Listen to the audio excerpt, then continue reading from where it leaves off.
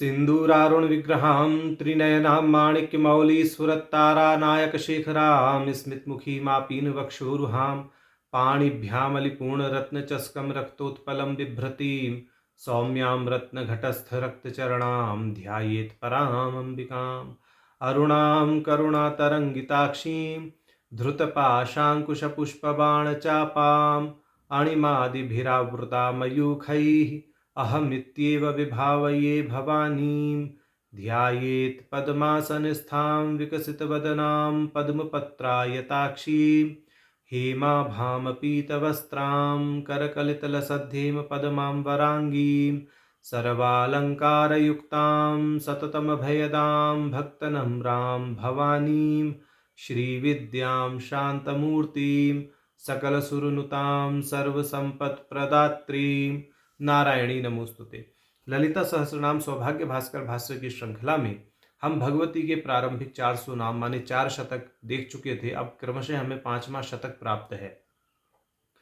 5वें शतक को प्रकारांतर से षष्ठी रुचि नामक कला कहा जाता है। तो अब इस शतक के प्रारंभिक 8 नाम माने 401 से 408 इन नामों का आज हम भाष्य देखेंगे, तो उनका पाठ करते हैं। विविधाकारा विद्या विद्या स्वरूपणी महाकामेश नयन कुमुदाह्लाद कौमुदी भक्तहार्द तमोभेद भानुमत भानुसंतति शिवदूती शिवाराध्या शिवमूर्ति शिवंकरी। तो अब क्रमशः हमें यह 8 नाम प्राप्त हैं। तो 401वां नाम है विविधाकारा। इस नाम का साधारण अर्थ होता है विविध हैं आकार जिनके, या विविध आकारों में जो अभिव्यक्त हैं। अब इन विविध आकारों का स्वरूप क्या है, उस पर भाष्यकार जी स्पष्टीकरण देते हैं। भाष्यकार जी कहते हैं, प्राकृता वैकृता सर्गा कौमार सर्गश्चेत्येव विविधा आकारा यस्याः सा। माने वह भगवती जिनका जो विविध आकार कहा गया है वो प्राकृत वैकृत और कौमार सर्ग स्वरूप कहा गया है, जो कि मूल प्रकृति नाम आया था भगवती का। उस नाम के अंतर्गत प्राकृत वैकृत और कौमार सृष्टि के विषय में या कौमार सर्ग के विषय में भाष्यकार जी ने अच्छे से व्याख्यान कर दिया है, तो वहां देख लेना चाहिए। तो प्राकृत वैकृत और कौमार ये सर्ग ही हैं जिनका स्वरूप वह भगवती हैं विविधाकारा। और सरल शब्दों में समझना चाहिए, प्रकृति जो कि जड़ है, प्रधान है, जिसका कोई कारण नहीं है, उस प्रकृति से समस्त भूत प्रपंच सृष्ट होता है, महत से लेकर के और पृथ्वी पर्यंत। तदंतर जो वैकृत प्रपंच है, जड़ जंगम भूत प्रेत आदि है सब, वह भी अलग से भाष्यकार जी ने उद्धृत कर दिया अपने भाष्य में। और प्राकृत और वैकृत सर्ग माने प्रकृति से जो उत्पन्न है महत से पृथ्वी तक, ये प्राकृत सर्ग है। तदंतर जीव जंतु पेड़ पौधे भूत प्रेत ये सब जो वैकृत सर्ग हैं। और इसके अतिरिक्त उन्होंने नई बात कही, प्राकृत और वैकृत सर्ग को मिला करके कौमार सर्ग कहते हैं। तो इस दृष्टि से उन्होंने तीनों का उल्लेख इस नाम में कर दिया। बोले ये तीनों ही रूप जो हैं जिसके हैं, यह विविध रूपों में, इस प्रकार के विविध रूपों में जो भगवती अभिव्यक्त हैं उनका नाम है विविधाकारा। तो ऐसा इसका विस्तार मूल प्रकृति नाम में देख लेना चाहिए। अब अगला नाम प्राप्त है 402वां, विद्या विद्या स्वरूपणी। माने विद्या और अविद्या स्वरूप हैं जिनके, ऐसी भगवती विद्या विद्या स्वरूपणी कही गई हैं। माने जो विद्या स्वरूप भी हैं और अविद्या स्वरूप भी हैं, ऐसा कहने का भाव है। तो ये कहते हैं भाष्यकार जी, इस नाम के भाष्य को प्रारंभ करने से पहले वे ईशावास्य उपनिषद की 11वीं श्रुति उद्धृत करते हैं। विद्यां च यस्तद वेदो भयं सह अविद्यया मृत्युम तीर्त्वा विद्ययामृतम अश्नुते। कि भाई उपनिषदों में विद्या और अविद्या ये दो प्रसिद्ध हैं। ठीक, जो विद्या और अविद्या को भली भांति जानते हैं वह अविद्या के साथ तो मृत्यु को तर जाते हैं और विद्या से वह अमरता को प्राप्त कर लेते हैं, ऐसा इस श्रुति का भाव है। अब इस श्रुति पर आदि प्रभु शंकराचार्य जी ने जो भाष्य लिखा है उसकी दो पंक्ति यहाँ उद्धृत कर देते हैं। यद्यपि वह भाष्यकार जी ने, भास्कर राय जी ने ललिता सहस्रनाम के अंतर्गत नहीं दिया है, परंतु यहाँ वो थोड़ा महत्वपूर्ण दृष्टिगोचर होता है, वो हम यहाँ उद्धृत करके तब आगे तारतम्य बैठाएंगे इनकी भाष्य में, भास्कर राय जी के और शंकराचार्य जी के, यानी शांकर भाष्य में। शंकराचार्य जी कहते हैं, अविद्यया कर्मणा अग्निहोत्रादीना मृत्युम स्वाभाविकम कर्म ज्ञानश्च मृत्यु शब्दवाच्यम उभयम तीर्थवा अतिक्रम्य। माने जो अविद्या है उसको यहाँ स्पष्ट कर रहे हैं। अविद्या अर्थात अग्निहोत्रादि कर्म से मृत्यु यानी मृत्यु शब्दवाच्य व्यावहारिक कर्म और ज्ञान दोनों को पार करके, माने अविद्या जो है उसका हेतु, उसका माने उद्देश्य क्या है? उसका उद्देश्य है व्यावहारिक कर्म और ज्ञान से उत्तीर्ण करना। द्वे विद्वे वेदित्वे पराश्च अपराश्च, ये जितना भी वैदिक कर्म कांड आदि है यह अपरा विद्या के अंतर्गत ही आता है, यह समझना चाहिए।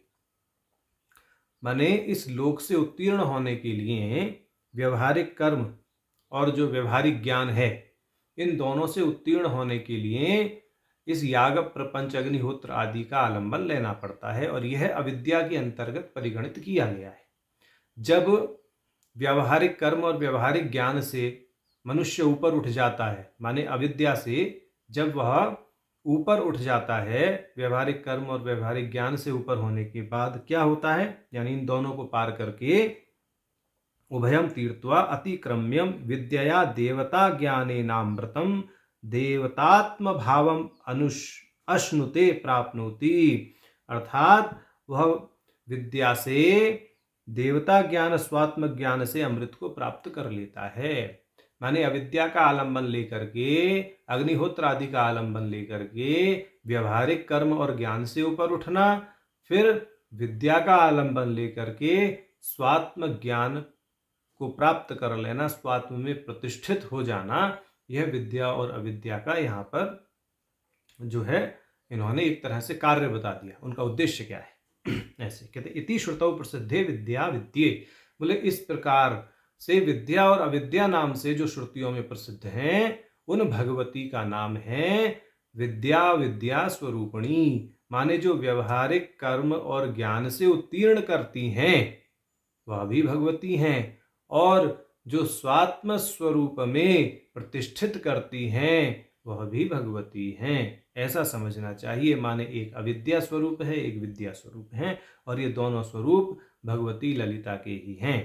अब आगे कहते हैं, विद्या स्वात्म रूपम ज्ञानम अविद्या चरम वृत्ति रूपम ज्ञानम तद उभयम स्वरूपम अस्याह। अब ये कह रहे हैं कि अब दूसरी दृष्टि से भाष्य कर रहे हैं, माने कि जो विद्या है वह स्वात्म रूप ज्ञान है और अविद्या चरम वृत्ति स्वरूप ज्ञान है।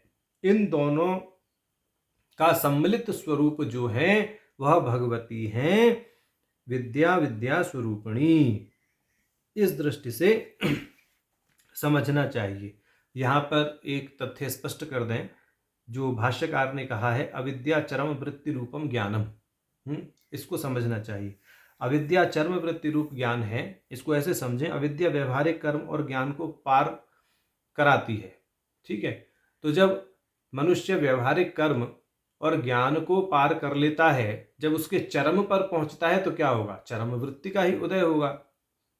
और उस चरम वृत्ति के उदय होने से, वह स्वपर विरोधिनी वृत्ति के उदय होने से, जब तक वह वृत्ति उदय नहीं हुई है अथवा उदय हो गई है, तब तक तो अविद्या की ही पराकाष्ठा माननी पड़ेगी। जैसे ही वह वृत्ति उदय होती है, चूंकि वह स्वपर विरोधिनी वृत्ति है, उसके उदय होते ही वह जो वृत्ति का अधिष्ठान है मन, उसको भी दग्ध करती है, स्वयं भी दग्ध हो जाती है। तो जब तक वह वृत्ति उठेगी तब तक तो अविद्या की जो है सत्ता माननी पड़ेगी। तदंतर जो स्वात्म रूप का ज्ञान होगा, वृत्ति उठने के बाद में जो स्व पर विरोध होगा वृत्ति का, मन के साथ में या अन्य वृत्तियों के साथ में, उसके बाद ही विद्या अपना कार्य सिद्ध करेगी, माने स्वात्म रूपता में प्रतिष्ठा होगी, ऐसा समझना चाहिए। तो इस दृष्टि से ये कह रहे हैं। अभी आगे के भाष्य में विद्या को चरम वृत्ति कह देंगे, यहां भी अविद्या को चरम वृत्ति कह रहे हैं। तो विद्या और अविद्या के बीच में यदि कोई बारीक सीमा है, महीन सीमा है, तो वह यह चरम वृत्ति ही है, ऐसा समझना चाहिए।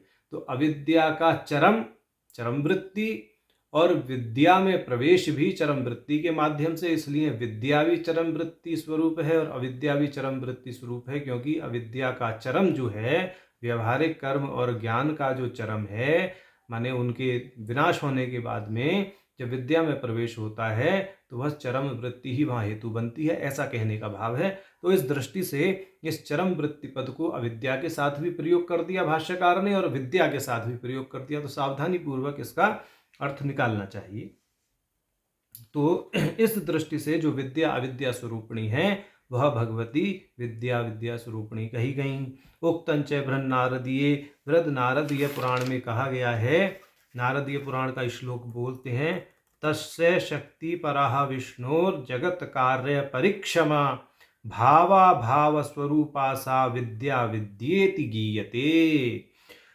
उस विष्णु की पराशक्ति समस्त जगत को अपने में स्थित करके या लीन करके रहने में सक्षम है। वह भाव रूप भी है, अभाव रूप भी है, वह ही विद्या है और अविद्या है, ऐसा समझना चाहिए। और इस तरह से वह कही गई है, ऐसा समझना चाहिए। अब कहते हैं देवी भागवते भी, देवी भागवत में कहा है, ब्रह्मेव साति दुष्प्रापा विद्या विद्या स्वरूपिणी इति, कि यह जो शक्ति है वह ब्रह्म ही है और दुष्प्राप्य है, माने उसको प्राप्त करना कोई बच्चों का खेल नहीं है, वो एक बड़ी तपस्या से मिलने वाली वस्तु है और वह भगवती विद्या अविद्या स्वरूपिणी है। तत्र स्थलांतरे, देवी भागवत में ही अन्य स्थल पर कहा गया है, विद्या विद्येति देव्या द्वे रूपे जानिहि पार्थिव एकया मुश्चतिर्जंतु अन्यया बध्यते पुनः। कि हे राजा, हे राजन, इस देवी के दो स्वरूप जानने चाहिए, विद्या और अविद्या। एक से जंतु मुच्यते माने मुक्त होते हैं, विद्या से जंतु मुक्त होते हैं, अनया बध्यते पुनः, और अविद्या से जंतु बद्ध होते हैं, बंधन में पड़ते हैं, माने वह विद्या ही है जो बंधन में डालती है और वह विद्या ही है जो मुक्त करती है, ऐसा भाष्यकार जी यहाँ कर रहे हैं। अब कहते हैं यद्वा, अब अलग दृष्टि से भाष्य करते हैं, विद्या एव चरम वृत्ति रूपम ज्ञानम, विद्या ही चरम वृत्ति स्वरूप ज्ञान है। अविद्या भेद भ्रांति रूप ज्ञानम, अविद्या जो है वह भेद भ्रांति रूप ज्ञान है। स्व पर ब्रह्मात्मकम ज्ञानम, और जो स्व है वो पर ब्रह्मात्मक ज्ञान है। माने विद्या अविद्या स्व, इन तीन पदों को लेकर के कह रहे हैं रूपणी, माने जो विद्या रूपणी भी हैं, अविद्या रूपणी भी हैं और स्वरूपणी भी है, माने जो कि चरम वृत्ति स्वरूप है, भेद भ्रांति रूप है और स्वात्म स्वरूप है। तीनों ही रूप में जो भगवती विद्यमान है, या यह तीनों रूप ही जिस भगवती के हैं वह भगवती विद्या अविद्या स्वरूपणी कही गई है। अब इस विषय में लिंग पुराण का प्रमाण प्रस्तुत करते हैं भाष्यकार जी, कहते हैं उक्तंच लैंगई, लिंग पुराण में कहा गया है, भ्रांतिर विद्या परम चेति शिव रूपम इदम त्रयम अर्थेषु भिन्न रूपेषु विज्ञानम भ्रांतिरुच्यते आत्माकारेण संवित्तिर बुधैः विद्येति कथ्यते विकल्परहितं तत्वं परम इति अभिधीयते। तो ये कहा गया है कि भ्रांति माने अविद्या, विद्या और परा, ये जो है शिव के तीन रूप हैं। पदार्थ माने लौकिक पदार्थ, उनके भिन्न भिन्न रूपों में अटका रहना, माने लौकिक पदार्थों के विभिन्न रूपों में अटका रहना अविद्या कहलाता है, भ्रांति कहलाता है। आत्मा कारेण संवित्तिर बुधैः विद्येति कथ्यते, आत्मदेव का ज्ञान होना विद्या कहलाता है। विकल्प रहितम तत्वम परम इति अभिधीयते, और जो विकल्प रहित तत्व है वह परम ऐसा कहा जाता है। तो इस दृष्टि से ये जो तीन रूप हैं, विद्या, विद्या और स्व, जिसको पर भी कह रहे हैं, ये तीनों ही भगवती के स्वरूप हैं, भगवती के रूप हैं। इस दृष्टि से भगवती को विद्या, विद्या स्वरूपिणी कहा गया है। ठीक। अब आगे हमें 403वां नाम प्राप्त है, महाकामेश नयन कुमुद आह्लाद कौमुदी। इसका साधारण अर्थ होता है महाकामेश अर्थात भगवान शिव के कुमुद रूपी नयनों को आह्लादित अर्थात आनंदित करने वाली चंद्रिका है, जो कौमुदी पद से चंद्रिका समझना चाहिए, ऐसा भाष्यकार जी भी भाष्य में स्पष्ट कर देंगे। तो इस प्रकार भगवती का नाम महाकामेश नयन कुमुदाह्लाद कौमुदी कहा गया है। तो अब कह रहे हैं भाष्यकार जी, महांश्चासौ कामेशश्चेति वा महाकामो महेच्छो महाशयश्चासावीशश्चेति वा महाकामेशस्तस्य नयने एव कुमुदे कैरवे रक्तपङ्कजे वा तयोः आह्लादे विकासे सुखातिशयकृत निमीलने वा कौमुदी चंद्रिका एव कार्तिक पूर्णिमा एव इति वा। तो ये कह रहे हैं कि कार्तिक मास की पूर्णिमा के समान है, जो उन भगवती का नाम भी क्या है, महाकामेश नयन कुमुदा आह्लाद कौमुदी, इस दृष्टि से कह दिया है। अब यादव कोश के अनुसार इन्होंने कहा है आगे, कुमुदम कैरवे रक्त पंकजे कुमुदः कपौ कामुदः कार्तिके मासी चंद्रिकायांश्च कौमुदी। कि यादव कोश में कहा गया है कुमुद का अर्थ कमल, रक्त कमल, और कुमुद का अर्थ बंदर भी है। कामुद कार्तिक मास को कहते हैं, और कौमुदी का अर्थ है कार्तिक मास के चंद्रमा की कांति। तो इस प्रकार भाष्यकार कौमुदी पद के अर्थ को स्पष्ट करने की दृष्टि से यहाँ पर इतना बड़ा स्पष्टीकरण दे रहे हैं और अपने भाष्य को प्रमाणित कर रहे हैं। तो नाम का साधारण अर्थ जो है वही है, उससे इतर तो इन्होंने अर्थ नहीं दिया है, अपितु कौमुदी पद को स्पष्ट करने के लिए, माने कौमुदी जो है वो कार्तिक मास के पूर्णिमा की चांदनी या चंद्रिका है, उसको स्पष्ट करने के लिए उन्होंने यहाँ भाष्य किया है 4 पंक्ति का।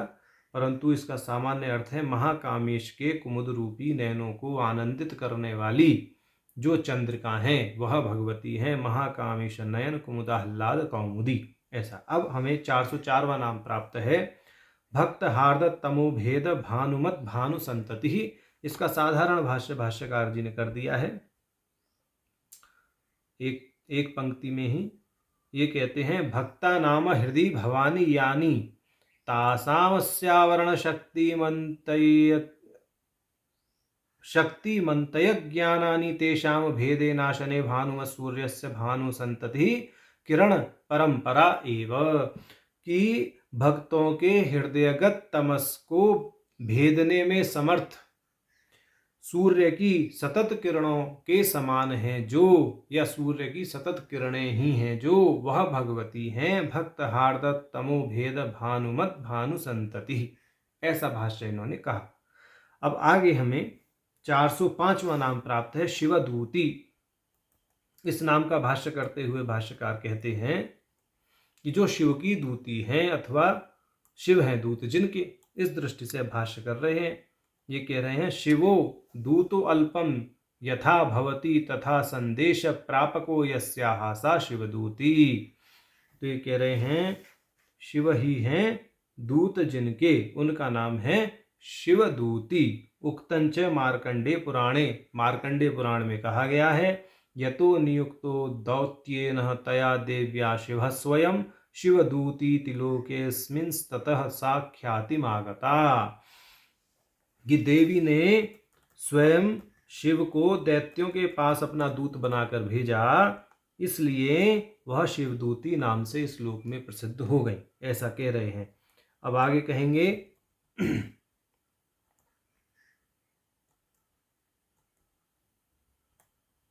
एतद् व्याख्याकारास्तु शिवेन संदेशः प्रापयति इति शिवदूती गौरादेर कृतिश्च। ये हो गया, ये हो गया, ये भी हो गया। अब ये कहते हैं इयं च पुष्कराक्षे तीर्थे स्थिता, कि भगवती पुष्कर नामक तीर्थ में शिवदूती के नाम से प्रसिद्ध हैं। उक्तंच पद्म पुराणे, पद्म पुराण में कहा गया है, पुष्कर खंडे, पद्म पुराण के पुष्कर खंड में, अथ ते अन्ययः प्रवक्ष्यामि पुष्करेशा व्यवस्थिता इति प्रकृतय शिवदूती तथा देवी क्षेमा क्षेमकरी सदा इत्यादि। तो ये कह रहे हैं कि पद्म पुराण में कहा है कि अब मैं तुमसे अन्य देवियों का वर्णन करता हूँ। पुष्कर में वह शिवदूती हैं जो सदैव उदार और सुख प्रदान करने वाली हैं, ऐसा समझना चाहिए। अच्छा, एक चीज जो भाष्यकार जी ने यहाँ इस मतलब संकेत नहीं किया है, सप्तमी तिथि की नित्या का नाम भी शिवदूती है, और जो शिवदूती नित्या के रूप में अभिव्यक्त हैं वह भगवती ही शिवदूती नाम से कही जाती हैं, ऐसा भी यहाँ पर समझना चाहिए। अब आगे 406वां नाम हमें प्राप्त है शिवाराध्या। तो शिवाराध्या नाम का भाष्यकार जी भाष्य करते हैं, शिवेन आराध्या उपास्या, बाजू जो शिव के द्वारा आराध्य हैं, उपासित हैं, उनका नाम है शिवाराध्या। तदुक्तम ब्रह्मांड पुराणे, ब्रह्मांड पुराण में कहा गया है, शिवोपि याम समाराध्य ध्यान योग बलेनश्च ईश्वरः सर्वसिद्धीनाम अर्धनारीश्वरो अभवत्, कि भगवान शिव जिनकी आराधना करते हैं, ध्यान करके योग द्वारा वे समस्त सिद्धियों के स्वामी ही नहीं हुए, अपितु अर्धनारेश्वर ही बन गए, उस भगवती के साथ ही एकीभूत हो गए, ऐसा कहने का भाव है। तो शिव ने इतने प्रगाढ़ता के साथ में एकाग्रचित्त होकर के भगवती की आराधना की कि वह स्वयं अर्धनारीश्वर के रूप में अभिव्यक्त हुए। तो इस प्रकार भगवान शिव के द्वारा जो आराधित हैं उनका नाम है शिवाराध्या। अब आगे पंचदशी मंत्र या श्री विद्या मंत्र के जो 12 प्रकार हैं उसमें एक विद्या शिवोपासता भी है। तो उसके आधार पर ये भाष्य कर रहे हैं कि वह जो शंकरोपासता विद्या है षटकूटा है, प्राय तो 3 कूट वाली विद्याएं हैं, प्रकारांतर से एक विद्या षटकूटा भी है, परंतु प्रचलन में प्राय त्रिकूटा विद्याएं ही हैं। तो यहाँ पर शंकरोपासित जो विद्या है चतुष्कूटा है, तो उसका संकेत मात्र करते हैं। तो कहते हैं शंकरोपासित चतुष्कूट विद्या स्वरूपा वा, माने जो भगवान शंकर के द्वारा उपासित चतुष्कूटा विद्या हैं वह ही शिवाराध्या नाम से कही गई हैं। माने यहाँ पर इन्होंने श्री विद्या मंत्र के पक्ष में भाष्य कर दिया है, और उसमें जो अक्षरों की संख्या है वो 15 से अधिक है, यह भी समझ लेना चाहिए। अब ये कह रहे हैं आगे का शिव मूर्ति भाष्य को करेंगे, परंतु हम यहाँ जो शिवाराध्या नाम है उसमें ज्ञानार्णव तंत्र का वह श्लोक उद्धृत कर देते हैं, जहाँ पर इस चतुष्कूटा विद्या का उद्धार बताया गया है। तो वह श्लोक है, शृणु देवी प्रवक्ष्यामि चतुष्कूटांश्च शांकरीं लोपामुद्राम द्वितीयां तु विलिख्य असुरवंदिते पुनर्विलिख्य तामेव चतुर्थे पंचमे स्थितां हित्वा तु भुवनेशानीम एकोच्चारेण प्रपूजिता चतुष्कूटा महाविद्या शंकरेण प्रपूजिता। बोले इस प्रकार से जो चतुष्कूटा विद्या बनती है वह विद्या शंकर के द्वारा उपासित है, और इस मंत्र का या विद्या का जो है आलंबन लेकर के भगवती की उपासना करने के कारण जो है, मतलब शिव के द्वारा भगवती की उपासना करने के कारण भगवती का नाम शिवाराध्या कहा गया है। अब आगे कहते हैं शिव मूर्ति, शिव ही है स्वयं जिनका स्वरूप वह भगवती है शिव मूर्ति, माने शिव शक्ति का अभेद बताने के दृष्टिकोण से यहाँ भाष्यकार जी भाष्य कर रहे हैं। और वो कहते हैं शिव एव मूर्ति स्वरूपम यस्याः, कि शिव ही स्वरूप है जिनका वह भगवती हैं शिव मूर्ति। और शिव शक्तयोः अभेदात तदुक्तम एको रुद्र सर्वभूतेषु गूढ़ो माया रुद्र सकलो निष्कलश्च स एव देवी न च तद विभिन्नः ये तज्ज्ञात्वेवामृतत्वं ब्रजन्ति, कि सभी जीवों में एक रुद्र ही छिपा है, वह माया के साथ संयुक्त है। वे स्वयं देवी हैं और देवी से अभिन्न हैं।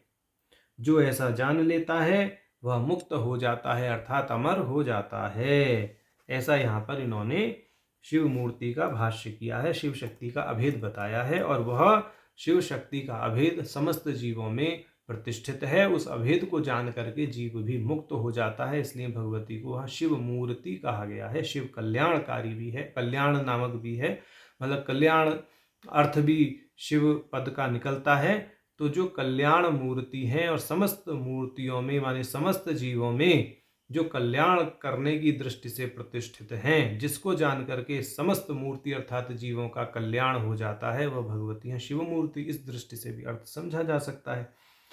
अब हमें आगे भाष्य प्राप्त है इसी नाम का। वो कहते हैं शिवा मंगलमयी मूर्ति अस्याः इति वा, मंगलमयी मूर्ति है जो, उनका नाम है शिव मूर्ति।